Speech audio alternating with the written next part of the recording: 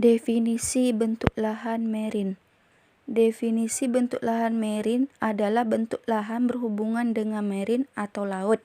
Bentuk lahan ini merupakan bentuk lahan yang terbentuk oleh kerja air laut, gelombang atau arus, baik proses bersifat obstruktif atau pengendapan maupun instruktif atau abrasi, dan terdapat pada wilayah pesisiran. Bentuk lahan ini terkadang bergabung dengan fluvial bertemu dengan lautan. Bentuk lahan asal proses marine dihasilkan oleh aktivitas atau gerakan air laut, baik pada tebing, pantai berpasir, pantai berkarang, maupun pantai berlumpur. Gerakan ini meliputi pasang surut, arus, dan ombak. Ciri-ciri bentuk lahan marine. Pengertian pantai dan pesisir. Pantai adalah daerah terletak pada antara air pasang dan air surut. Garis batas dasar laut disebut dengan shoreline. Pantai dibedakan menjadi 4. Yang pertama, pantai belakang. Yang kedua, pantai depan. Yang ketiga, beach. Yang keempat, lepas pantai.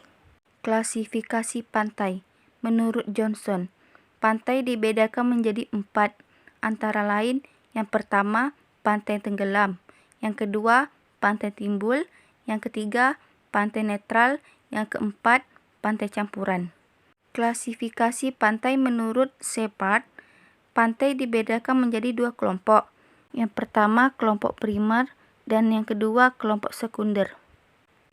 Perkembangan daerah pantai. Perkembangan pantai tenggelam dibagi menjadi 2, yaitu pertama, stadia awal. Stadia awal ini ditandai oleh garis pantai yang tidak teratur, banyak berkelok, dan pisah oleh daratan yang menjorok ke laut. Yang kedua, stadia muda. Tanda-tandanya yaitu ujung headland mulai berkikis bentuk cliff rendah. Lalu erosi meningkat, arus sepanjang pantai, terbentuk offshore, dan terbentuk laguna. Perkembangan pantai timbul. Perkembangan pantai timbul ini dibagi menjadi 4. Yang pertama, stadia awal. Ditandai oleh garis-garis pantai tidak teratur, landa dengan laut dangkal, cliff rendah. Stadia muda, gelombang menjerut dasar laut dangkal dan meningkatkan ke zone surf, membangun offshore bar.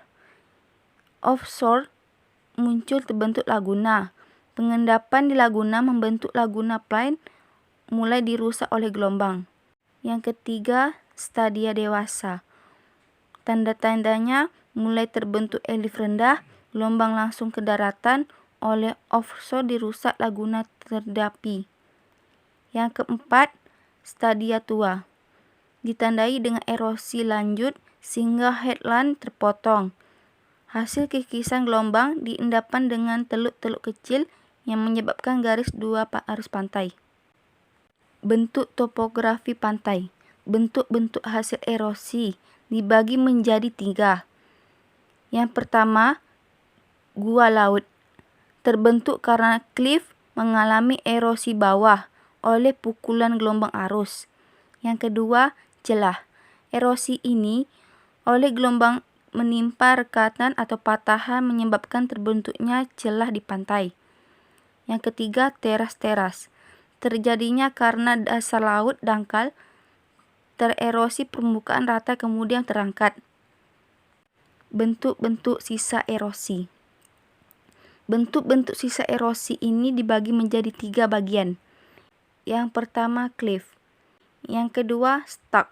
Yang ketiga, arch. Berikut ini adalah gambar proses terbentuknya lahan marine. Berbagai mekanisme membawa sedimentasi ke laut, pantai, lingkungan laut, dan campuran proses tertentu yang mengirim, menyimpan, dan menghilangkan sedimentasi. Sedimentasi menetapkan anggaran untuk lingkungan pesisir dan laut tertentu. A. Gasik.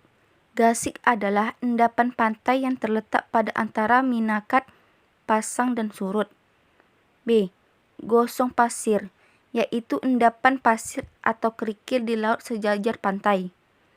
Guguk pasir pantai adalah timbunan pasir di pantai akibat hasil aktivitas angin dan vegeta. Ombak. Ombak adalah gelombang terbentuk oleh angin yang bertiup di atas permukaan air. Turbulensi dalam aliran udara menghasilkan variasi tekanan pada air yang menyebabkan terbentuk gelombang dipengaruhi aliran udara dan sebagian dapat bertahan sendiri. Pasang surut.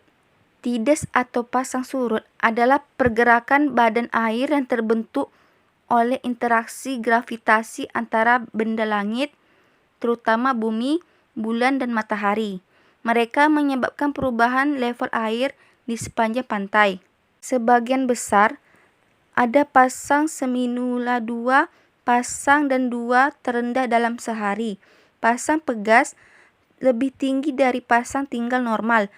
Terjadi antara 14 sampai 75 hari ketika bulan dan matahari berada di jalur. Pasang surut air lebih rendah daripada pasang surut yang lebih normal. Bergantian dengan pasang surut musim semi, terjadi matahari dan bulan diposisikan sudut 90 derajat terhadap bumi. Terkaitan bentuk lahan marine terhadap manusia. Manfaat bentuk lahan marine. Yang pertama, daerah laut dangkal sering kali dimanfaatkan sebagai tambakan ikan. Yang kedua, wilayah gisik dan bentang gisik sering dimanfaatkan sebagai tempat wisata dan tempat bersantai. Yang ketiga, bentuk lahan tombolo yang sudah terhubung dengan pulau utama sering dimanfaatkan sebagai wilayah pemukiman dan lain-lain. Yang keempat, wilayah yang surut terdapat manfaat sebagai tempat mencari ikan dengan memasang jaring air pasang.